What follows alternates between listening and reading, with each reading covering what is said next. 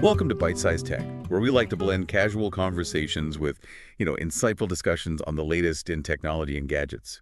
Today, we're diving headfirst into the uncertain future of TikTok. You've probably seen the headlines. Legal battles, potential bans.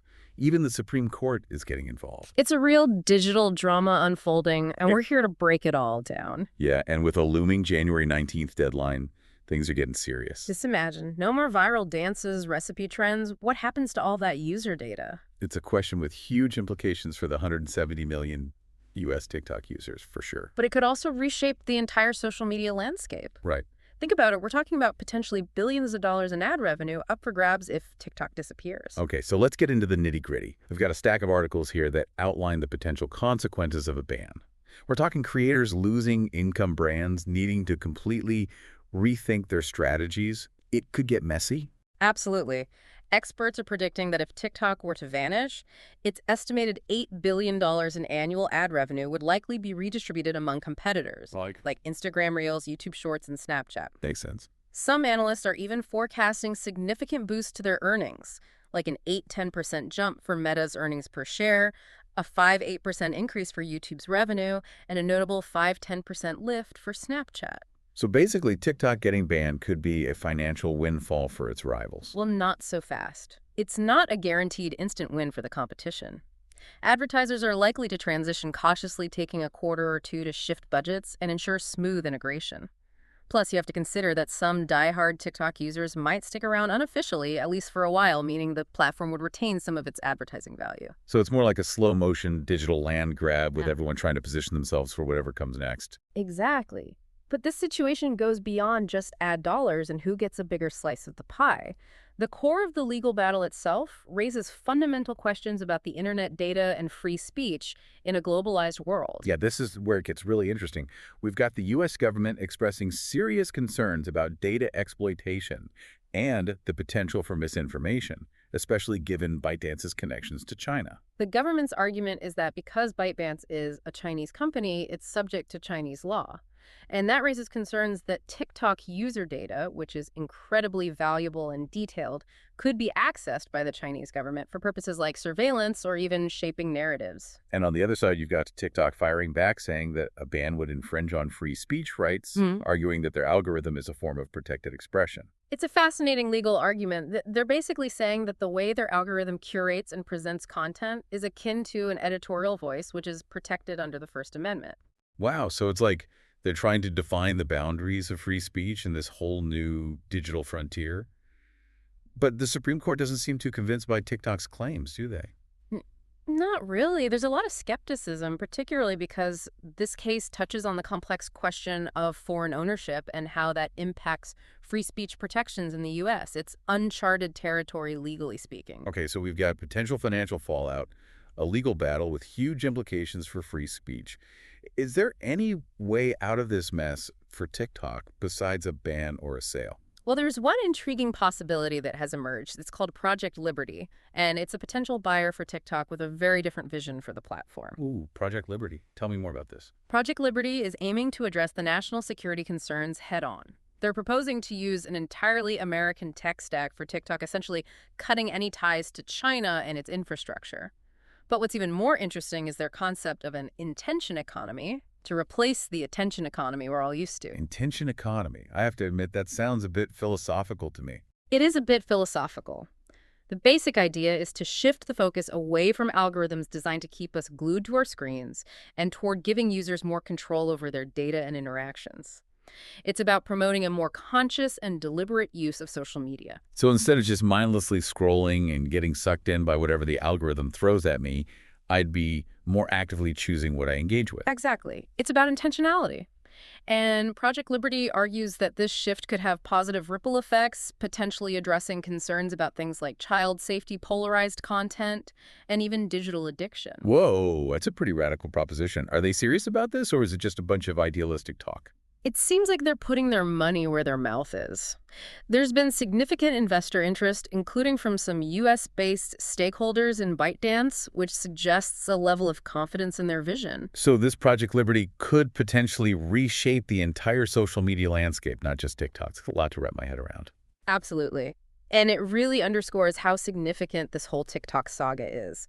We're at a crossroads where the decisions made now could have ripple effects for years to come, shaping the future of the internet as we know it. Okay, so we've got a potential ban looming rivals circling like sharks and this Project Liberty shaking things up with a whole new vision for social media.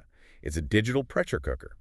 Before we delve into what could happen if TikTok does get banned, I'm curious what stands out to you the most in all of this. Honestly, it's the potential for a paradigm shift. This idea of an intention economy is incredibly intriguing. What if we could redesign social media to prioritize user well-being and control over their own data? It's a radical idea, but it speaks to a growing desire for a healthier and more mindful relationship with technology. That's a great point. It feels like we're at a point where we could choose a different path for social media, one that's less about exploitation and more about empowering users. But what happens if that doesn't work out and TikTok does get banned? What kind of fallout are we looking at? Well, that's where things get even more complicated. A TikTok ban would send shockwaves through the creator economy. We're talking about a platform that has launched careers and become a primary source of income for many. For sure. It would be a huge disruption for a lot of people. We've been diving deep into all these articles, and one thing that keeps popping up is the potential financial impact on creators if TikTok suddenly vanishes. It's a valid concern. TikTok has become a cornerstone of the creator economy, particularly for those who have built their careers primarily on the platform. A ban would cut off a major source of income and audience engagement for them. Yeah, and it's not just individual creators who would feel the pinching. Brands have also invested heavily in TikTok as a marketing channel, especially for reaching younger demographics. Absolutely, TikTok has become a core part of many brands' marketing strategies. Those perfectly crafted 60-second ads and influencer collaborations would suddenly need a new home. So where would everyone go? It seems like the most likely contenders are Instagram Reels, YouTube Shorts, and Snapchat. They've all been trying to replicate the TikTok magic for a while now. Those platforms are definitely waiting in the wings, hoping to capitalize on a potential TikTok exodus. They've been investing heavily in their own short-form video features, trying to lure creators and audiences. But the big question is, can they really capture the same vibe? TikTok's algorithm is famous for its ability to serve up incredibly personalized content, which keeps users hooked for hours. That's the million-dollar question. It's not just about copying features. It's about understanding the nuances of what makes TikTok tick, how its algorithm works, and how it cultivates a sense of community and trends. It feels like TikTok has this unique culture, a certain je ne sais quoi, that's hard to replicate. And let's be honest, those 170 million U.S. TikTok users aren't going to jump ship overnight. There's going to be a period of adjustment, experimentation, and probably a whole lot of digital FOMO. You hit the nail on the head with that FOMO point. Even if similar platforms exist, there's something about TikTok's cultural relevance and the way it drives trends that's going to be tough to match. Speaking of adapting, how are creators themselves preparing for this potential ban? Are they just sitting around biting their nails, or are they taking action? Many smart creators are already diversifying their content and building audiences on multiple platforms as a safety net. It's like the old saying, don't put all your eggs in one basket. It's a good reminder that relying solely on one platform, no matter how popular it is, can be risky. These creators are building their own brands independent of any algorithm. Exactly. They're recognizing that their content and their connection with their audience are their real assets, and they're exploring new ways to monetize their work, going beyond just ads and sponsorships. We're seeing more and more creators launching merchandise lines, offering exclusive content, and building direct relationships with their fans through membership platforms. It's a testament to their entrepreneurial spirit. This whole situation is a wake-up call for creators to think long-term and build sustainable businesses that can weather any storm, whether it's a platform ban or something else entirely. Okay, so we've got creators diversifying brands, strategizing in rival platforms, getting ready for a potential influx of users. Go. But let's circle back to the legal battle itself for a minute. Is there any chance, any glimmer of hope that TikTok could actually win this thing? Honestly, the odds aren't in their favor. Yeah, from everything we've read, it doesn't look good. The Supreme Court seems skeptical of their free speech arguments, and the concerns about data security and Chinese government influence are serious. Even legal experts who specialize in this area are giving TikTok a slim chance of success, something like a 30% probability of winning the case. Wow, those are some tough odds. So if they lose, is it game over? No more TikTok dances? Well, there's still the possibility of a sale, although it seems unlikely at this point ByteDance has been resistant to selling. But maybe the looming deadline and the potential for a complete ban will force their hand. But even finding a buyer who ticks all the boxes, especially when it comes to data security and separation from Chinese influence, seems like a tall order. It's a massive logistical and legal challenge. Any sale would involve transferring an immense amount of data and navigating a web of regulations. And the clock is ticking. So we've got a potential ban, a slim chance of a sale, and a whole lot of uncertainty hanging in the air. What does this whole saga mean for the future of social media as a whole? This case is setting a major precedent for how governments regulate tech companies, especially those with international ties. It's about finding a balance between national security concerns and freedom of expression in a digital age where data is king. It feels like we're at a turning point where governments are becoming much more active in shaping the digital world. And that raises big questions about how we navigate individual freedoms and collective security in this new landscape. The outcome of this case could have a ripple effect on other platforms, potentially leading to tighter regulations and increased scrutiny across the board. It's like we're establishing the rules of the road for social media in the 21st century. This has been heavy. Before we wrap things up with the bigger picture, let's take a quick pause and do a temperature check. What's your biggest takeaway from all of this so far?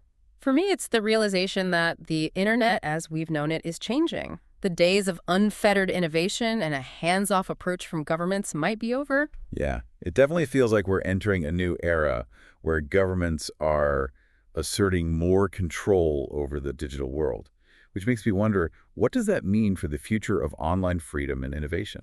That's the big question, isn't it? And it's one we need to grapple with as we move forward. This isn't just about TikTok anymore. It's about the future of the internet itself and who gets to write the rules. This whole TikTok situation, it's really gotten me thinking about our roles in this digital world. It's easy to feel like we're just passive consumers of technology, but Like we're not. yeah, Right. Our choices, our data, how we behave online, it all contributes to how the internet evolves. exactly. And this moment with TikTok feels crucial. The decisions made now could have a domino effect, changing the entire digital landscape. It's like we're at a fork in the road. Okay, I like that analogy. Mm-hmm. So if we're standing at this fork in the road, how do we choose the right path? How do we build an internet that's safe, equitable, and truly empowers users? Well, that's the challenge, isn't it? It's not about fear-mongering or trying to cling to the past. It's about being proactive, shaping a future that aligns with our values. So where do we start? I think we start by asking tough questions. Like, what role should governments play in regulating these tech giants? How do we balance national security with individual freedoms online? What are our ethical responsibilities as users and creators in this digital age? Those are some seriously big questions, but they're questions we can't shy away from. Exactly. Because the answers will determine not just the fate of TikTok, but the future of our digital lives. So as we wait to see what the Supreme Court decides, we can't just sit on the sidelines. We need to be part of the conversation. Yeah, I agree. Share your perspectives, engage in thoughtful discussions, and demand a digital future that serves us all, not just a select few. Who knows? Maybe this whole TikTok drama will be the catalyst for a much-needed conversation about how we create a more mindful and intentional internet. Imagine that, a digital world that prioritizes human connection and well-being over addictive algorithms and data exploitation. Instead of being driven by fear and negativity, we could be driven by creativity and a desire for a truly better digital experience. That's a future worth fighting for, wouldn't you say? Absolutely. This has been a fascinating deep dive into TikTok's uncertain future. Thanks for joining us and helping us unpack all these complex issues. My pleasure. It's always great to have these conversations and, explore the evolving landscape of the internet. Thanks for tuning in to Byte-Sized Tech. If you enjoyed the episode, like, comment, share, and subscribe for more fun tech discussions.